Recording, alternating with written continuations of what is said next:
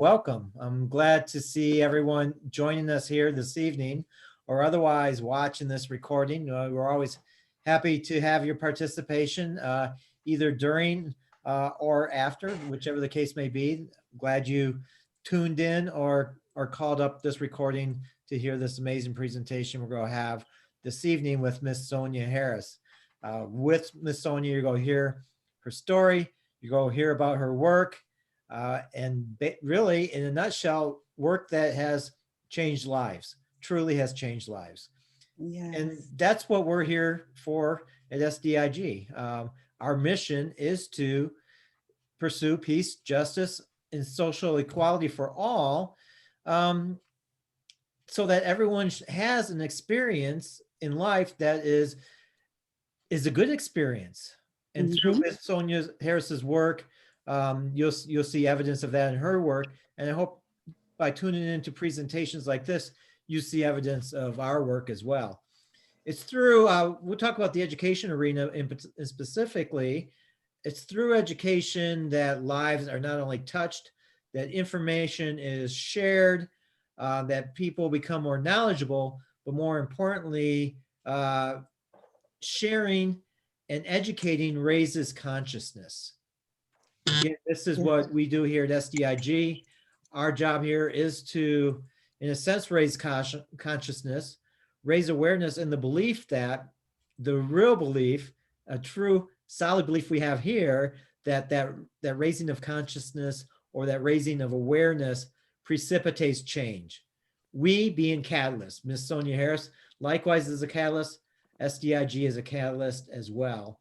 So we're glad that you joined us. In addition to joining us, if you want to help support our work, get in contact with us here at SDIG, Dr. Nawawi, Ms. Patricia Page, or myself. We're glad to have you in any capacity as a viewer, as a member, as a supporter, as a helper. Continue this work because this is really great work that we're all doing, not only us at SDIG, but those in our membership as well. So with that, I'm going to turn it over so that we can hear some amazing story and get some amazing information and raise everyone's awareness this evening. I'm going to give this over to our founder and president, Dr. Joseph Nawawi. Thank you very much, David. I just want to say I am so glad that you all showed up. Joanna, I was trying to talk to you earlier, but I guess you didn't hear me. And I'm gonna turn this directly to our manager, Patricia Page, who will then introduce Ms. Harris.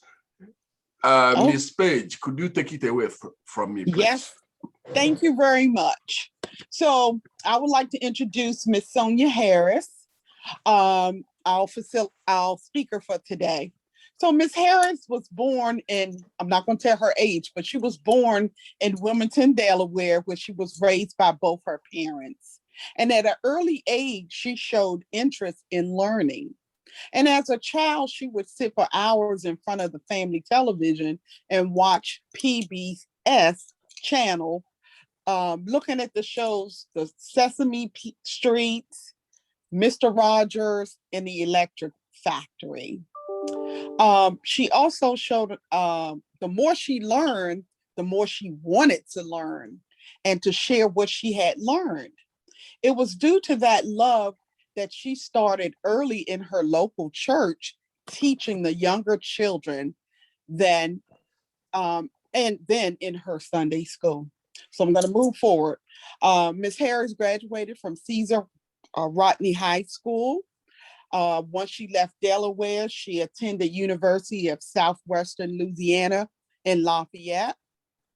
She majored in music education, voice, and pharmacy. She relocated back to Delaware in 1992, where she began to focus on her local church, where she held several leadership positions.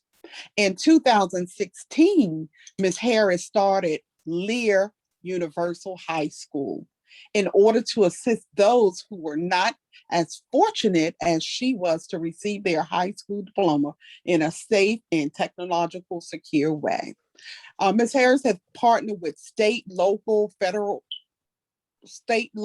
religious organizations in Delaware, Pennsylvania, New York, Maryland, DC, Virginia, North Carolina, Florida, Texas, and Alabama in order to make this opportunity available.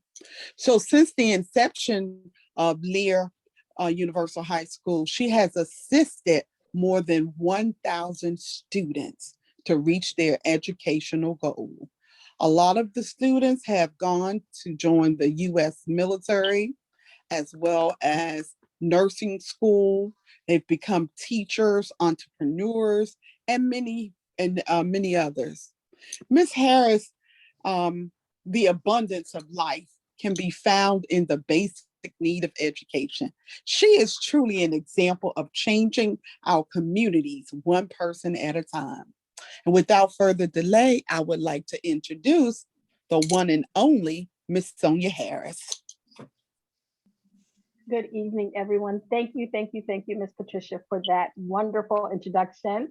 I am thoroughly honored to be with you on this evening. Can everyone hear me? Yes, ma'am. Wonderful, wonderful.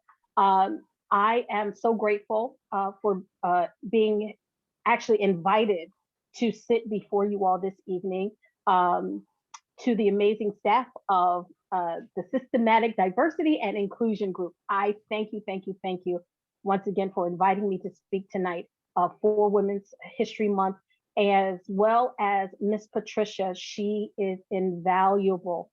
I thank you, Miss Patricia, for reaching out to me, for helping me through the process.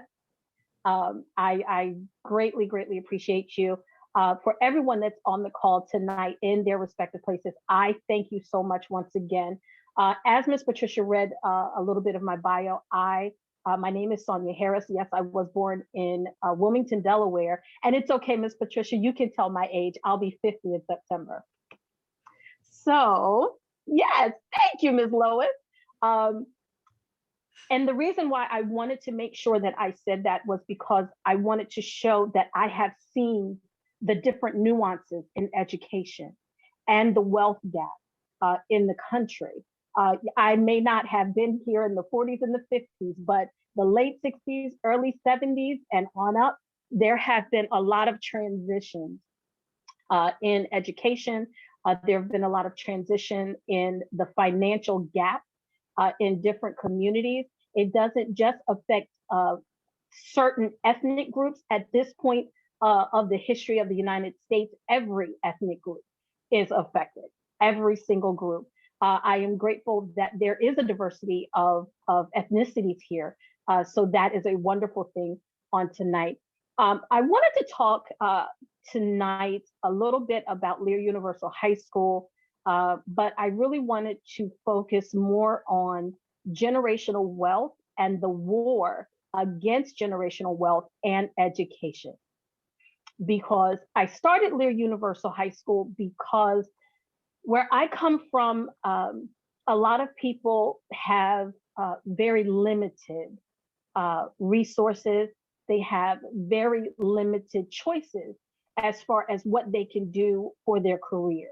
Very few people really in my generation, and even my parents and grandparents' generation in our area, they didn't go to college. You had 4 options. You worked at the chicken plant, you worked for Playtex, which is another plant, you worked for General Foods, which is a plant, you worked for DuPont, which is a plant, or you worked at one of the local areas, maybe as a restaurant, in the restaurant business, or different things. But very few people were afforded the opportunity to really go to college and really kind of shine through and make something great of themselves. I'll say it that way, through education. So when I saw that, one of the things that I wanted to do, I wanted to create an opportunity for people who didn't have the opportunity. There were a lot of people that were in my community that of my father and my grandfather's generation who dropped out of high school in the 3rd, 4th, and 5th grade because they had to provide for their family. And so because of that, they had very limited opportunities. in the state of Delaware. And then as I began to move in different places, I started to see that Delaware was not an anomaly. It was something that affected every single state, every community, every ethnic group. It doesn't matter your religious background, your creed, sexual orientation, or anything. Education was the one thing that was stopping people from being able to progress the way they wanted to progress. And so we wanted to give them something, an opportunity where they could still provide for their families and they could still get the basic foundation they needed to move forward. And that's what Lear does. I think the oldest person that graduated with me was 75 years old. And the blessing of it, honestly, was that she graduated not just her, but she graduated with her two daughters as well. And that was a major, major thing for me.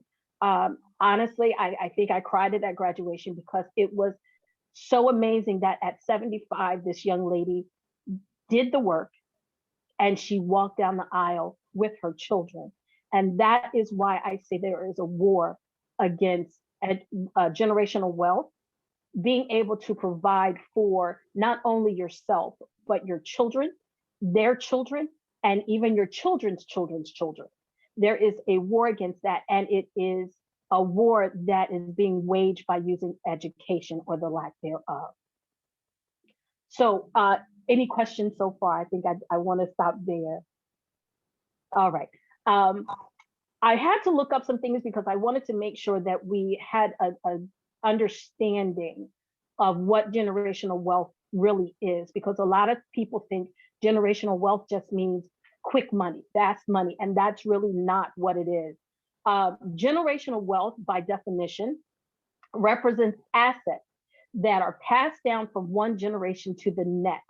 So if you can leave behind a notable inheritance to your descendants, that constitutes generational wealth. And these assets can include things like real estate, stock market investments, businesses, or anything else that actually has significant monetary value. There used to be a time that people would leave land. There used to be a time that people could leave businesses. But in the way that the world is right now, especially with COVID, a lot of people don't have the ability to do that. Now, I wanted to figure out exactly how this has changed over the years. And we found out that it's not really easy to maintain generational wealth, even if you start out with it. It's not really easy. And research shows, and when I looked this up, research showed that approximately 70% of families lose their capital in the second generation. So if Dr. Nwoye has a multi-trillion-dollar business, in the second generation, 70% of what he has amassed for his family is gone. 70%. Then after that, the third generation would lose 90%. And so I wanted to figure out, why is that happening? And the reason why that happens is because people are not educated on how not only to amass the wealth, but how to maintain the wealth. In the generations that we live in right now, everyone is trying to get rich quick. They want the easy way, and then the money just kind of flies away and they don't know where it went. They're not trying to save anything and preserve their future generations. And that's what generational wealth is about. It's about making sure that my great-great-grandchildren will never have to figure out where they're going to get their next meal from. But in certain generations now, they're thinking more of, how can I get my next pair of sneakers? Or how can I, fly to Paris overnight and spend $10,000 on a flight and then come back and have to eat pork and beans, because of the fact that they don't know how to remain in that wealthy status. So I went to urban.com. I don't know if you've ever been on their website, but there was an article that was published in 2017, April 28th of 2017, and it was called Wealth Inequality is a Barrier to Education and Social Mobility. That was the name of it. Wealth inequality is a barrier to education and social mobility. Again, urban.com, published April 28th of 2017. And this is what it says, verbatim. It says young people from high wealth families, which wealth is above roughly $223,500, are more than 1.5 times as likely to complete at least 2 or 4 years of college by age 25 as those in low wealth families, which they put it at wealth below $2,000. High wealth youth have a 70% chance of completing at least 2 years and a 43% chance of completing at least 4 years of college. Similar young people in low wealth families have only a 41% chance of completing at least 2 years and a 24% chance of completing at least 4 years. So when you go from 70% and you look at 70% and you look at 24%, that is significant. That is a significant change and difference. It also said among families in which parents did not graduate from college, young people from high wealth families are roughly twice as likely to be upwardly mobile as those from low wealth families. First generation college enrollees from high wealth families have a 56% chance of completing at least 2 years and a 32% chance of completing 4 years of college. But the low wealth families have only a 30% chance of completing at least 2 years and a 14% chance of completing at least 4 years. So to go from 30% for 2 years for the low income, and I wanted to see exactly why that is. And if you don't train the next generation, they're never going to get it. And I think that's what happened even with my generation, that our parents were so focused, I'll say, on making sure that they provided and that we had things what we needed right then, that they were not looking forward, focusing on how can I make sure that my grandchildren have. Why? Because of their lack of education, they were forced to take low-paying jobs. And if you were not making a certain amount of money, you could not actually put things away, something away. I looked at the median.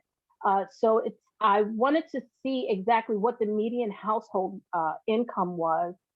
And it says the median household income was $68,703 in 2019, an increase of 6.8% from the 2018 median of $64,324. Now, the 2019 median incomes of family household and non-family household increased 7.3% and 6.2% from their 2018 estimates. And so I did the math. Now, if you have ever taken all of your bills, your mortgage, your car note, your car insurance, and you actually looked at the things that you have to pay for, your mortgage or rent, whichever one, your car note, car insurance, your homeowner's insurance or your rental insurance, you have to buy food, you have electric, some people have electric and gas, they have to pay quarterly for their water and sewer, they have to pay state tax, they have to pay federal tax, they have to pay county tax, they have to pay city tax, and they also have to pay school taxes, even if they don't have children.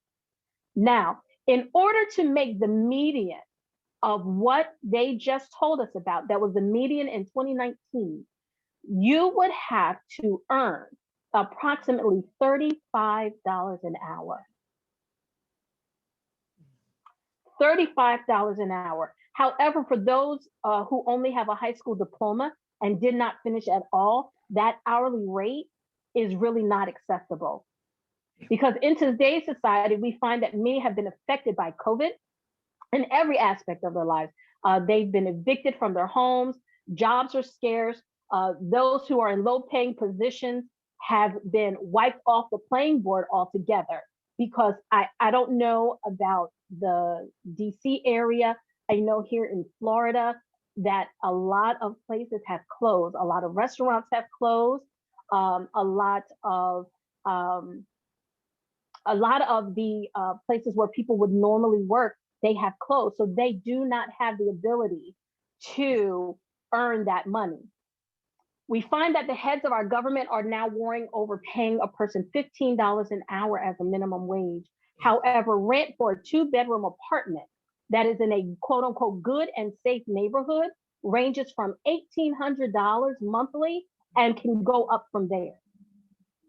This does not include, again, utilities, car insurance, home insurance, food, clothing, car note, personal items, and everything. So we have people that are earning a minimum wage, or honestly $20 an hour, and they're still not able to save in order to build wealth for their children and their grandchildren. I'll give you an example.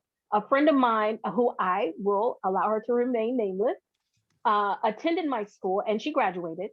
She worked in a retail pharmacy for over 10 years and could never make over $10 an hour.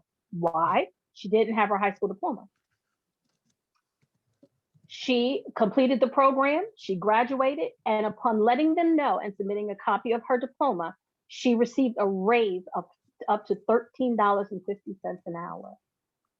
And she was also put into a training program in order to be a nationally certified pharmacy technician. And for many, that may not seem like much, but for others, that's called the king's bread. So I wanted to talk today about the war that's going on, again, against education, which in turn has prevented many from providing generational wealth. I stand here today with a mixture of emotions, honestly, on this topic, because when I started Lear Universal High School, I wanted to change our local neighborhood.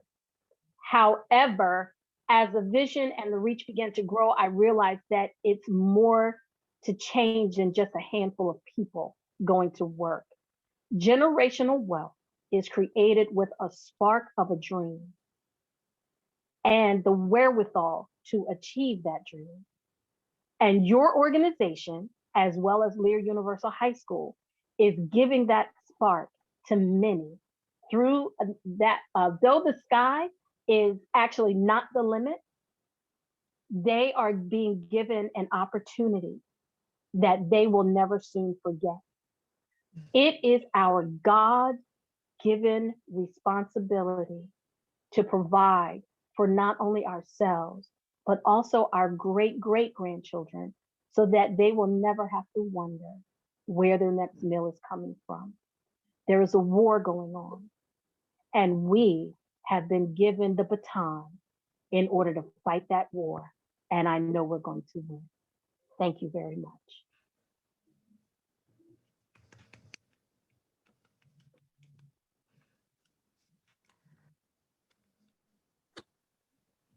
Can I ask a question?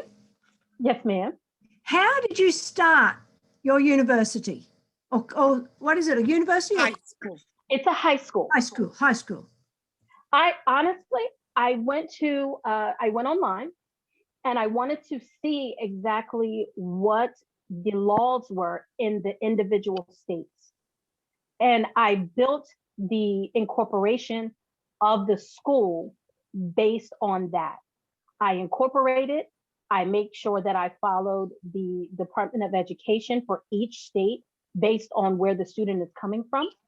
And I went from there. I created a curriculum and I made sure that they had the minimum that was required. There's no purpose in someone going through and this is not, I'm not downgrading the GED program. But when I was coming up, how dare you think you were going into the GED program or even going to a technical school? They looked at you like you were from Children of the Corn. So I wanted to make sure that it was not like the GED program where they make them go into a classroom, stop working, go into a classroom and do college level work. They need a high school diploma. There's no need for them to do college level work. And I created a curriculum so that even if someone has a learning disability, they can do it at their leisure, they can do it at their speed and at their level of understanding. But it's a multi-family business. Yes, it's a Yeah, multifamily homeschool. school, right. Yes, ma'am. It's a multifamily homeschool only because, and if I don't know if you are familiar with homeschool law, but homeschooling is usually just for your children. So in Yes. order for you to be able to help, say, your neighbor and the lady down the street and your brother and anyone else, and actually then be a part of your program, you have to have it as a multifamily homeschool. Yes, ma'am. So I have a testimony if you want me to give my testimony. I would love it. I would love it. Okay, Just give me one moment. My earpiece is going to die, but I'm listening. okay. So Yes, ma'am. my son, I had two sons. Both of them went to a Christian school up until one went up until the 12th grade. And we decided, or he sort of decided that he wanted to go to public school, which he did go to the neighborhood public school. And after about 2-3 months, it just didn't work for him. So I was furious because I didn't know what to do. But I met one of the pastors and she introduced Ms. Harris to me, and my son went through her program and he ended up, once he graduated, got his high school diploma, he registered for Lincoln Technology College in Columbia, Maryland. They accepted the high school diploma, which I had my fingers crossed. I wanted to make sure. So they accepted him. He graduated and he has his own mobile auto mechanic business and he's doing well. So, I still have the pictures of our graduation. So that was a very proud day for me because I am a college graduate and I wanted my sons to go to school as well. So thank you, Ms. Harris. I can attest that the program does work. I want to share this with you because there have been times that I had to go to bat for some of our students. Unfortunately, there is still a stigma in some people's minds about homeschooling. Again, like I said, when I was growing up, if you were homeschooled, you were part of Children of the Corn. It was a problem. Something was wrong and they needed to call 911 to get you out of there.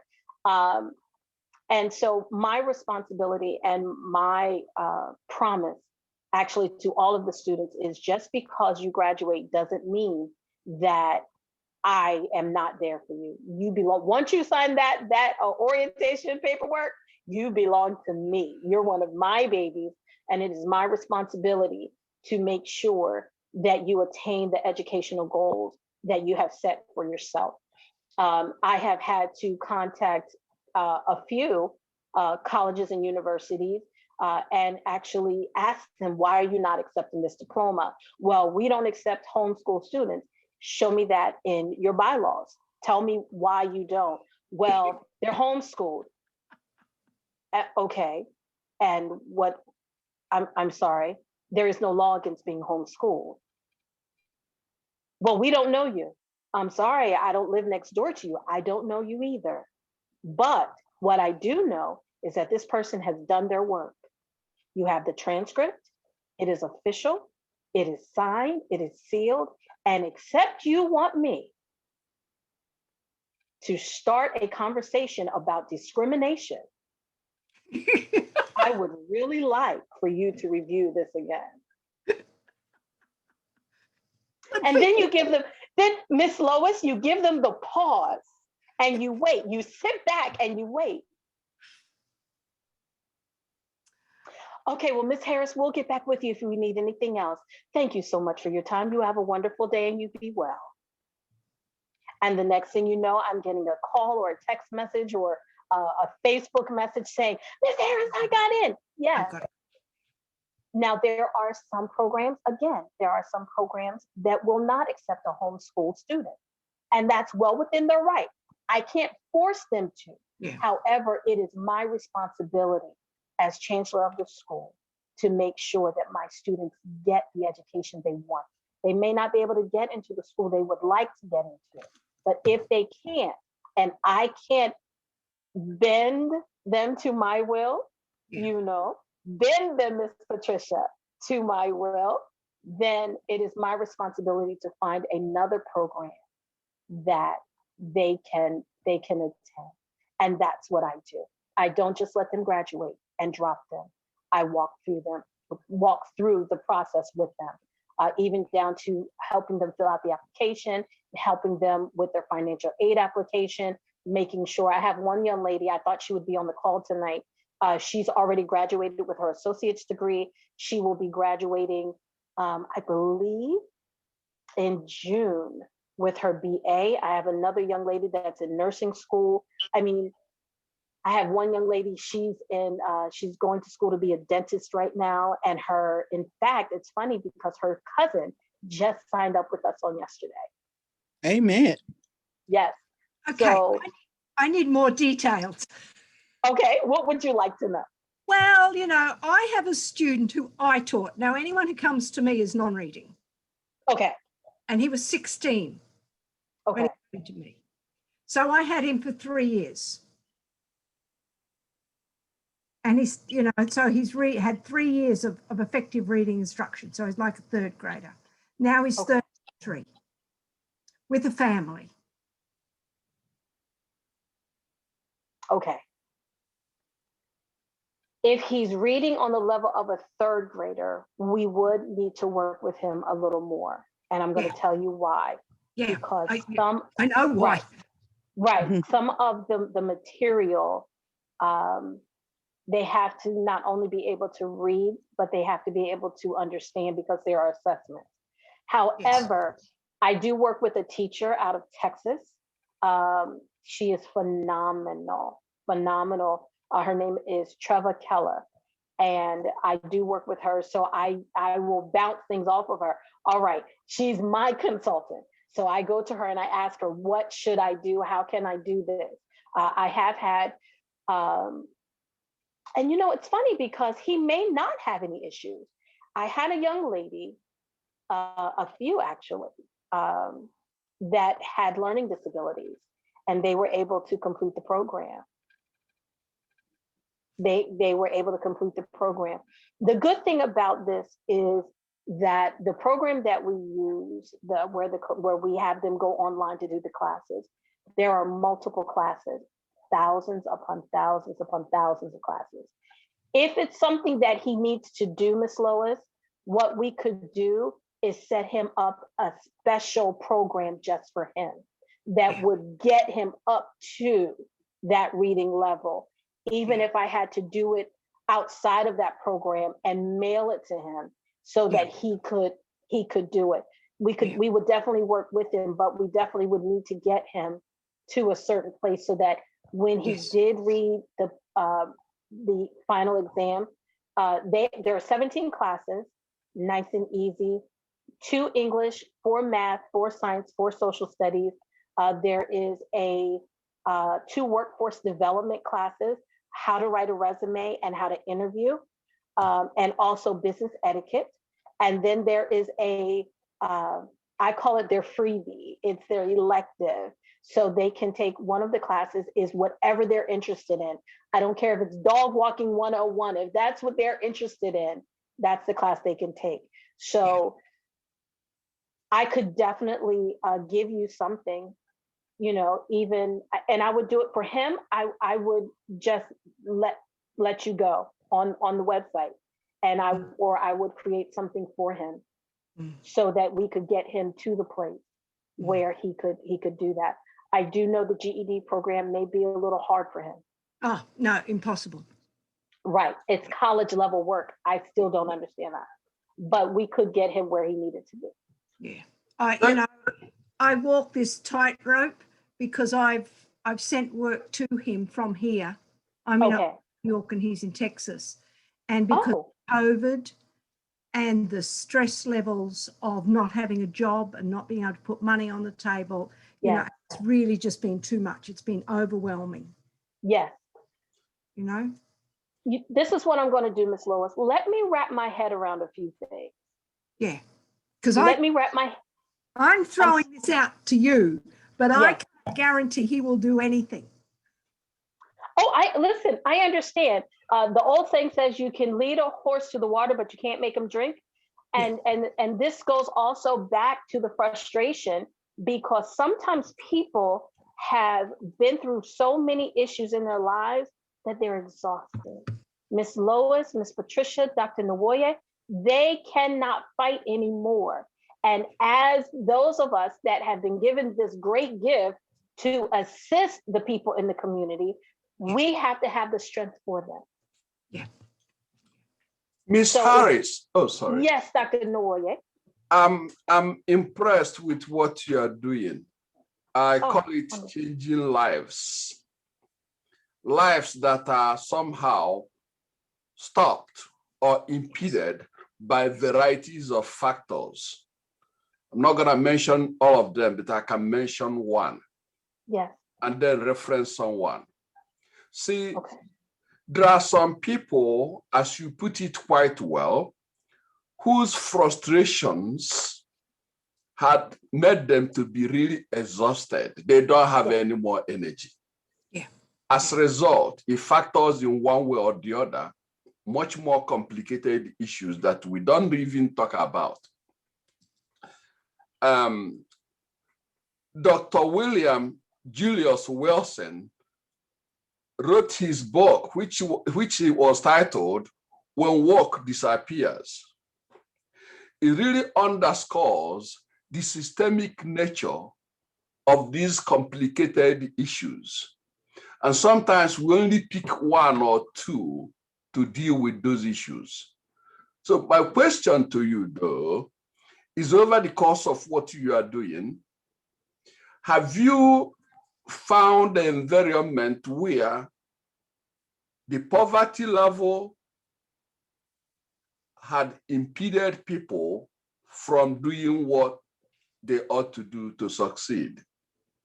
Or perhaps if you're following Gupta, Gupta is an attorney that worked with NAACP, who uncovered, interestingly, in Texas, where someone was giving people 100 and plus years to stay in jail, people who never committed any offense, people who were not even in the location purported to be where they were. These are some of the atrocious things that happen to people that disarm them, that get them exhausted, if I may borrow from you. If you see those type of situations, how do you address them? Where do you begin? I think that the first place you have to begin is building a bridge of trust. Yeah. These days, people don't trust.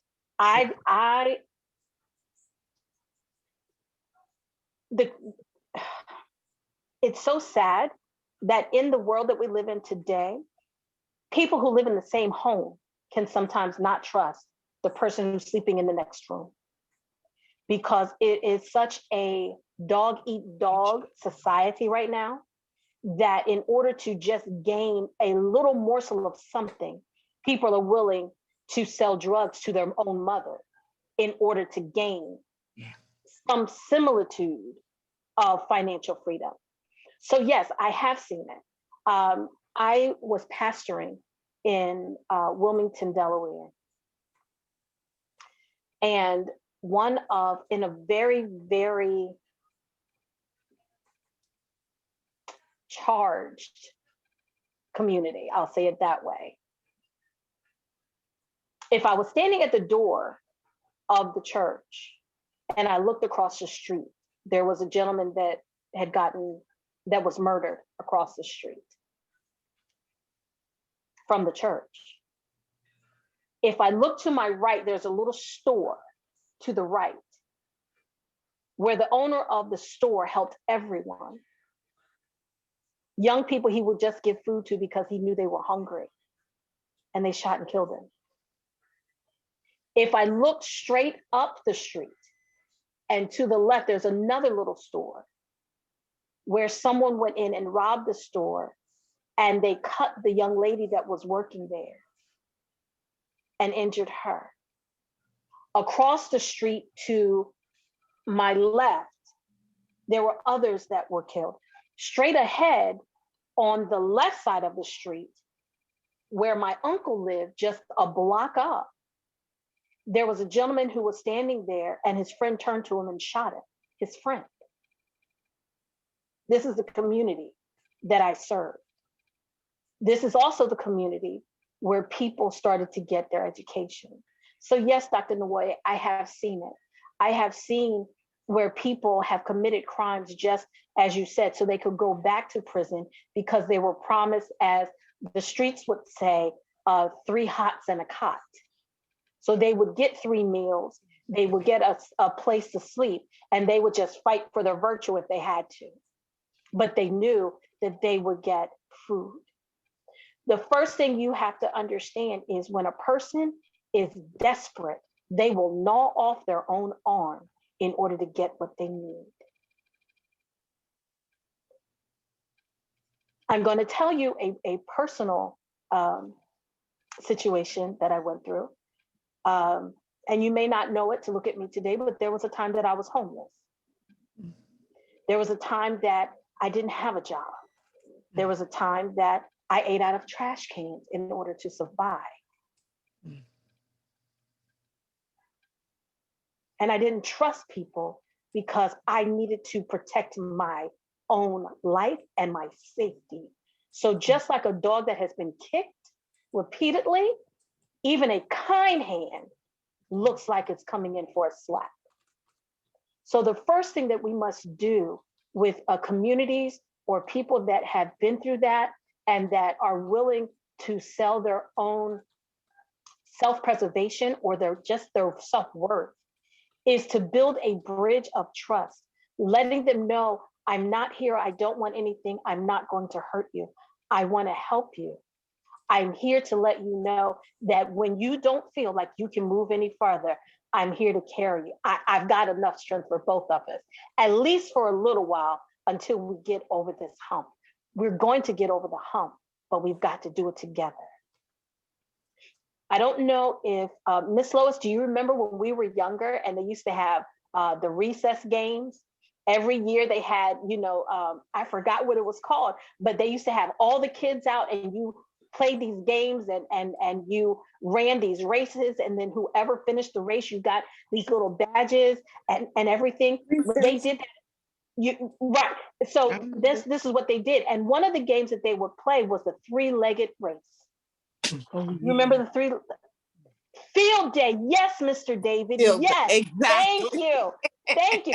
See, my age just caught up with me. Thank you so much. Field day. They would have the 3-legged race. And Miss Patricia, do you remember how they would tie your inside leg to your neighbor, and you had to actually wrap your arms around one another, and if he dropped, you had to pick him up, and you had to run that race and get to the end. And that's what we need to do.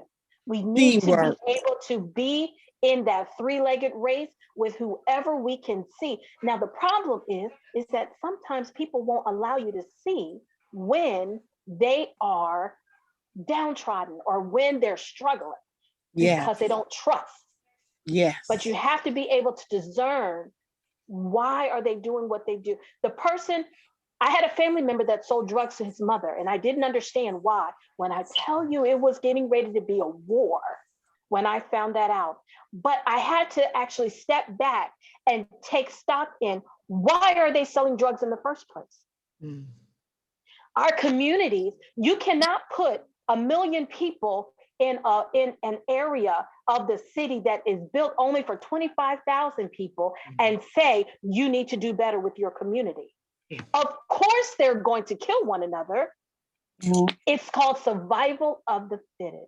So I hope I answered your question, Dr. Nwoye. We need to have a field day and run the three-legged race. We have to build a bridge of trust and then walk it out with them so they will know that there is someone in their corner that they can trust and they will not be dropped this time. Amen. I think Pastor D is on the line. Are you on the line, Pastor D? I don't see her. Well, she's using my name. I forward the email to her.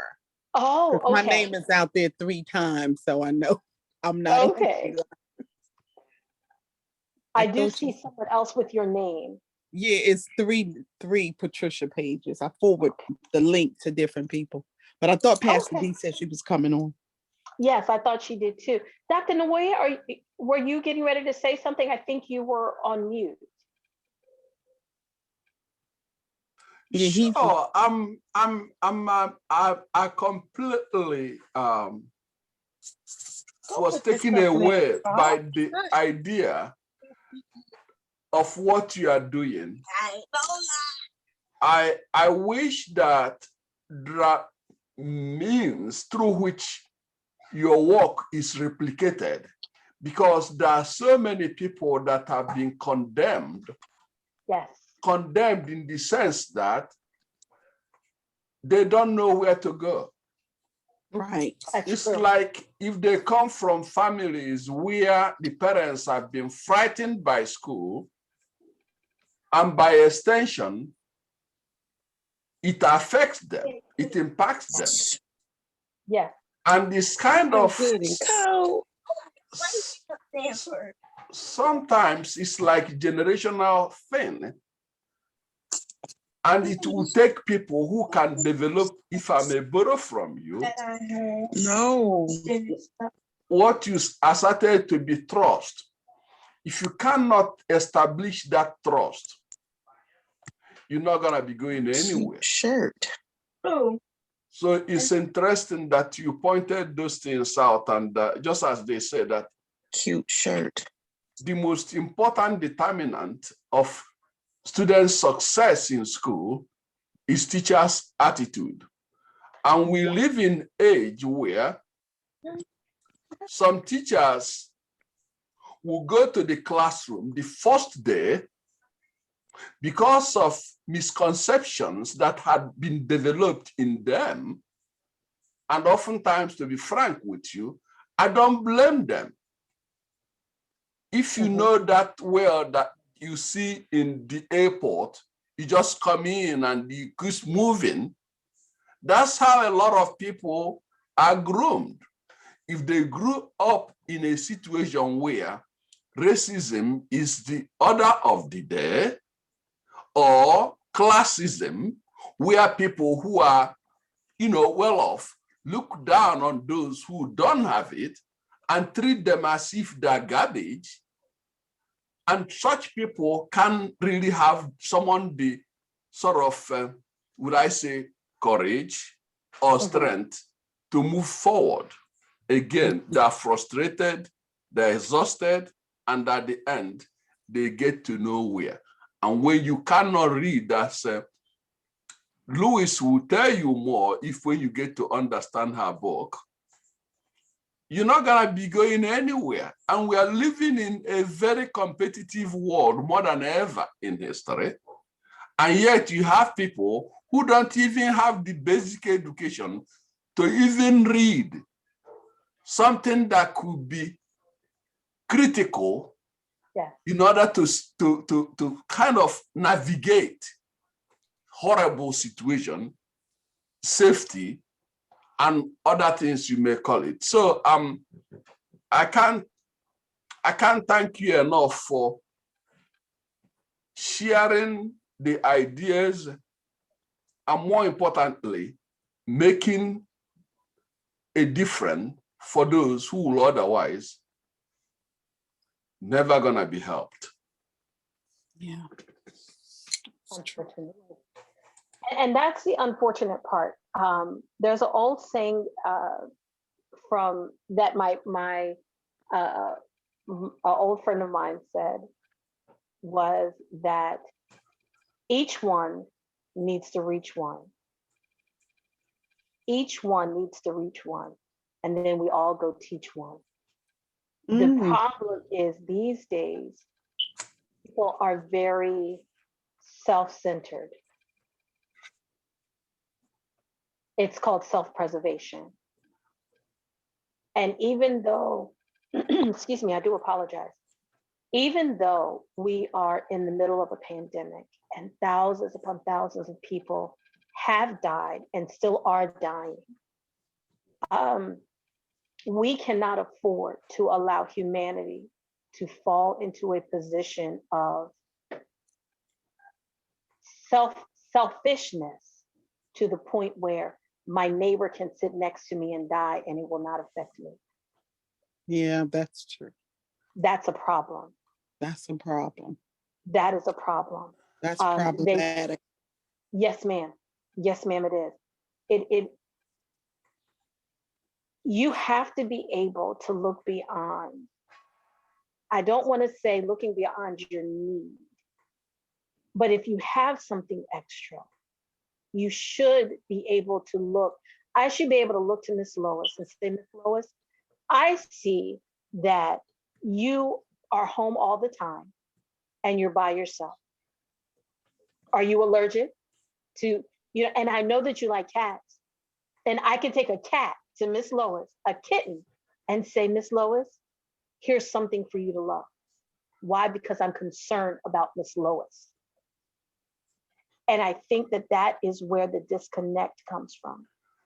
People don't care anymore. There used to be a time that I could go next door and I could cook at my home and I would take food next door because I knew my neighbor needed it. Yes.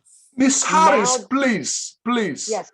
I have the provost of Mega Eva University in New York, Oh, who is here, and Yes. she's a pillar and doing so much in higher education. I would like to hear her comment in this session before we end, since time is fast approaching. yes, sir. Dr. Olin, are you there? Can you hear us? I'm here. I've been enjoying the program. I apologize. I had a long day today. But yes, it's wonderful. The work that is going on is inspiring. I am so glad to hear that education is being lifted up and done for those in every sector. And I'm a believer in education. I'm a first-generation college student myself. And I've been in higher education for the last 20 years. So bringing education wherever, whenever, however, to whoever, and I absolutely follow the message that is part of generational wealth. What my parents didn't have a whole lot to give to us, but they were focused. My parents and my parents' parents were focused on us being educated as a way out and up.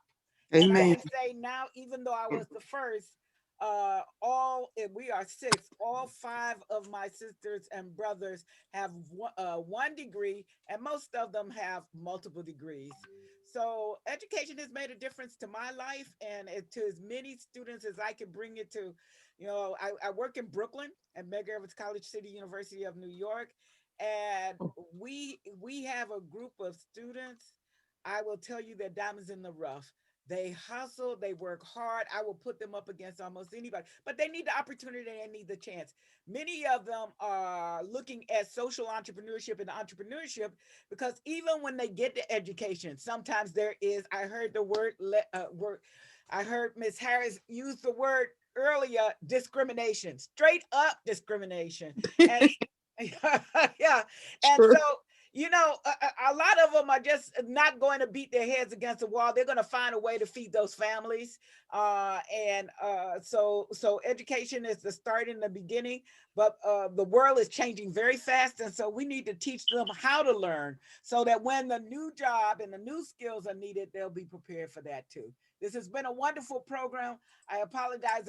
I'm not my normal bubbly self. I've been up since 5. I had a conference call or a video call in Pakistan this morning early. And so I'm dragging at 7 o'clock at night, but I really did want to hear your presentation. Thank you. All right, thank you so much. Does anyone have more questions? Because we learned so much by virtue of asking questions. Well, you forgot to mention that you also host a graduation. And I'll say this in particular, we hosted a couple graduations, and our keynote speaker was Senator Muse. He was our keynote speaker, as well as the mayor of Mount Rainier. So they have been supportive of the program as well. Excellent, excellent. It's, you know, sometimes people criticize former First Lady Hillary Clinton for borrowing African proverb, which says, it takes a village. Yeah. The problem is that a lot of people don't conceptualize what it means. It takes a village, because where I came from, when you see a child, it's not just the father or the mother. Mhm. Everyone could correct that child. That child Yeah. could not do certain things because the fear that the message could go to the parents even before he or she gets home. As Yeah. such, it becomes a means to shape them and put them in the right direction. Unfortunately, that one is vanished or increasingly being eradicated globally, I might add.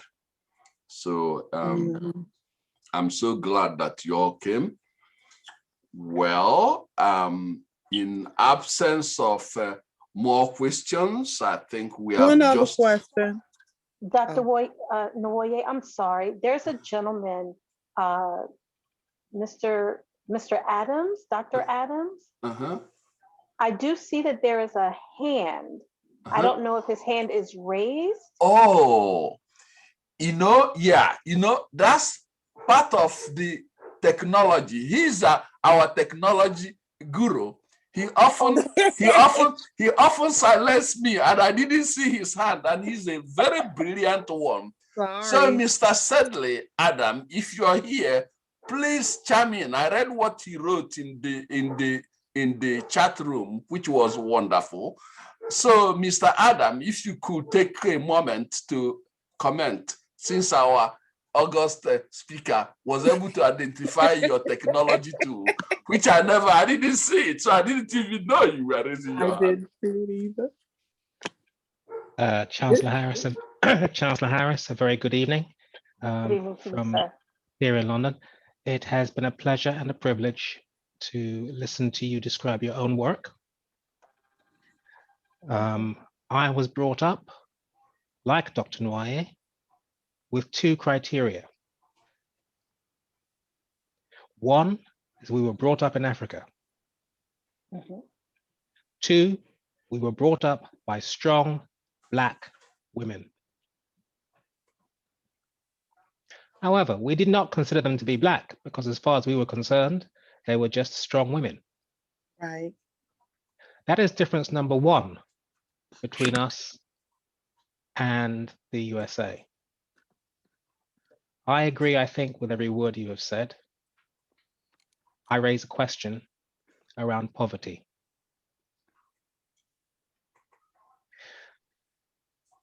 When the boy that was the head boy of my high school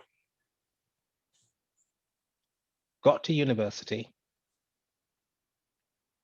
he wrote to my mother, because all of my friends call my mother Mum. And he said, "Hi, Mum. I'm enjoying it here at the University of Zambia. It's very easy to study because I have an electric bulb. Oh, simple. That boy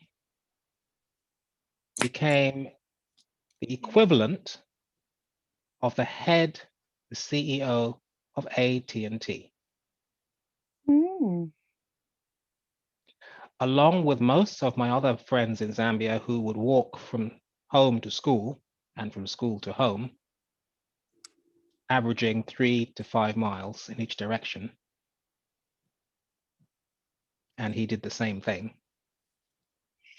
Mhm. In our world, we would consider all of those or many of those people to be poor. I think Dr. Nwaye might, however, believe me or relate if I said, however, they were intensely culturally rich. Yes. The only point at which I won't say take issue, but ask the following question is with the word poverty. In my world and the world in which I grew up and the world in which Dr. Nwaye grew up, poverty may have been an inhibitor to certain elements of formal education. However, it was never a preventer, Mm. because those children are still walking 3 to 5 miles to school. Mhm. I don't think you could ever find an African American child, or as we would call it, Black American child, because we are more proud of the Black than we are of the African part of it, who would be prepared to walk 1 mile to school. That's true.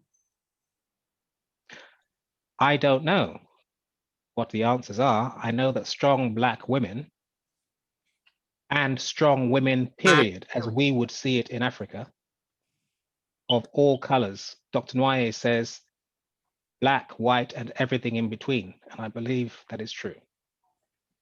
So I do not believe that poverty is an inhibitor. I do believe that we all use it in our Western world as a reason. I will not use the insult of the word excuse. But if I was in an informal situation, yes, I would say we use it as an excuse. I know we use it as an excuse, not because it is not an inhibitor, it definitely is. However, we could send missionaries from Africa to Black America who would teach Black America things that Black America would then do what they always do, take the baton and run. I think we need to stop relying on the word poverty and start relying on the words of Chancellor Harris and Miss Page, which are self-reliance, determination, and community. Because we all know, unfortunately, that there are more degrees that are handed out in prison from people who were illiterate when they arrived and leave with a degree. I know we're being recorded, so I won't say what I'd like to say.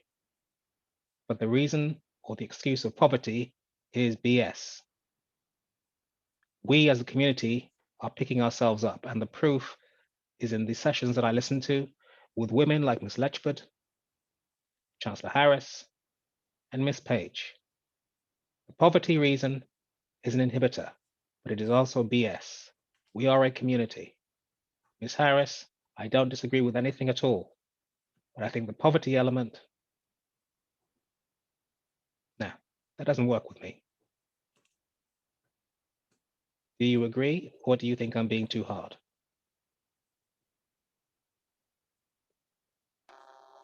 Well, honestly, Dr. Adams, I do agree. You remind me actually of my brother, who sometimes our views are from different angles. And I do agree with you that based on a person's background, their history, what they have endured, what they have come through, as far as, like you said, the young man saying, this is going to be easy because I have a light bulb. Miss Lois, there are things that we in this country take for granted. I remember growing up and going down south to see my mother's family in North Carolina, and they didn't have running water inside the house. And I took having the ability to take a shower or just wash dishes without having to do a manual pump that I had to prime. I took it for granted. So Yes, I ma'am. will, so I think that sometimes, depending on what you have experienced as an individual,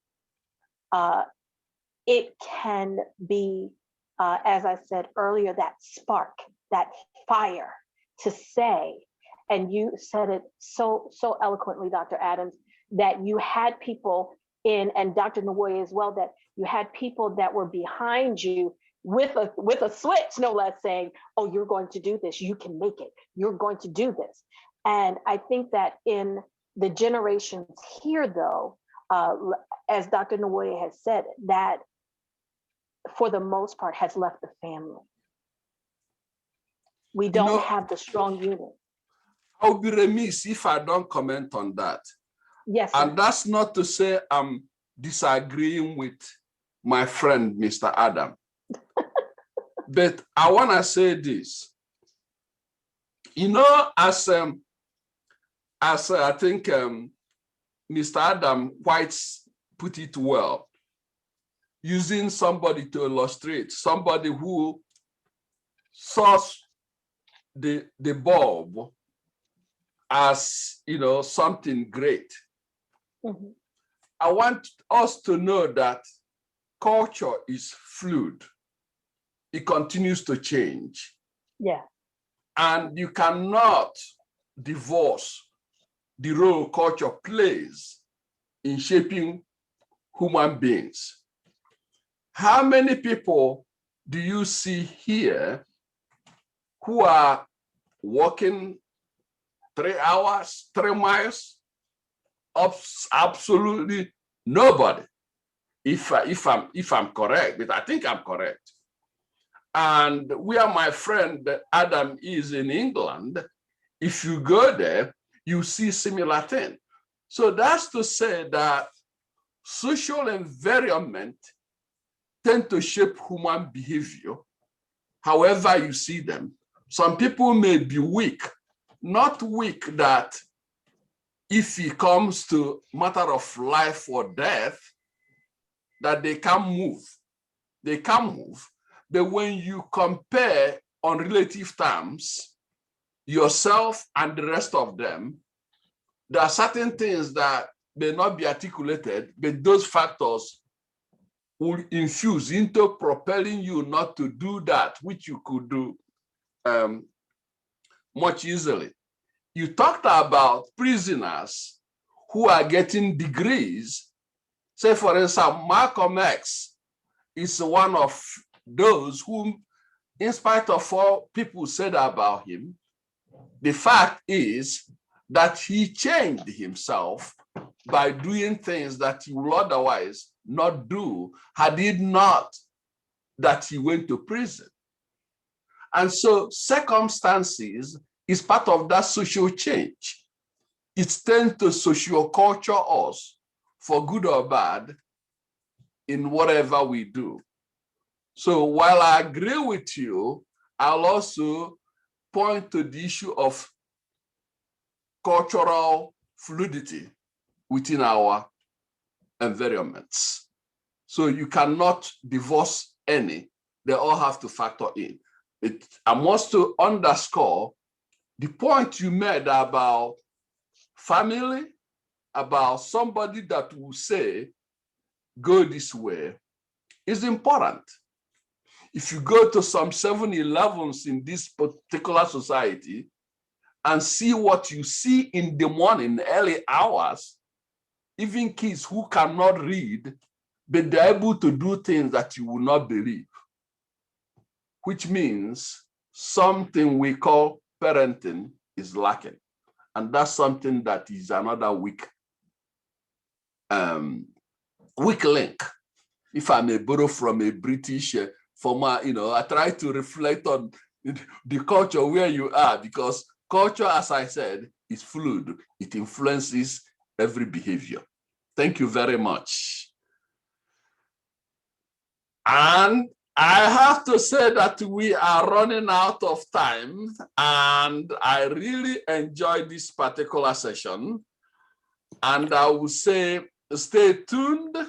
We have the last section for this particular month on the 30th, and that will be our 7th program in honor of women and the work that they do, as some of you have, sort of pointed out.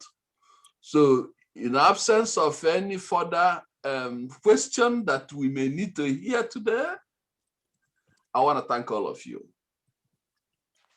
And I especially want to thank Dr. Harris, Sonia Harris, for being a great presenter today. And I also want to let you know that if you are in need of a partnership or any support, SDIG is available to assist you.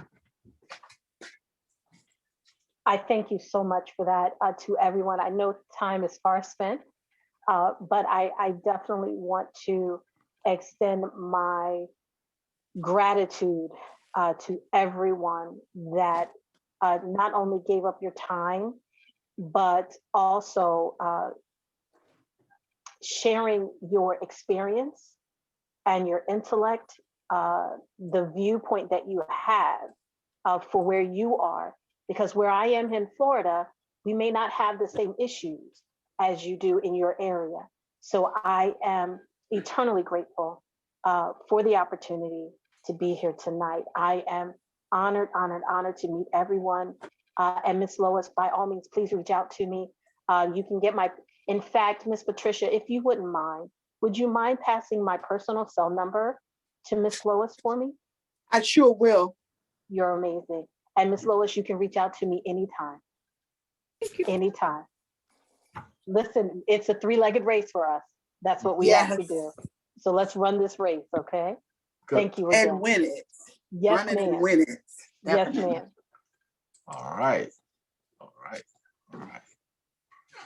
Okay. Thank you. Bye. Thank you, Sonia.